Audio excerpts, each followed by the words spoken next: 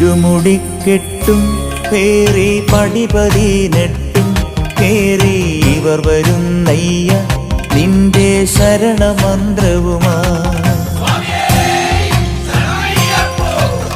നട തുറന്നയ്യ ദർശന സുഹൃതമേകണമേ, നിന്റെ മിഴി തുറന്നയ്യ കനിവിൻ അമൃതു ചൊരിയണമേ.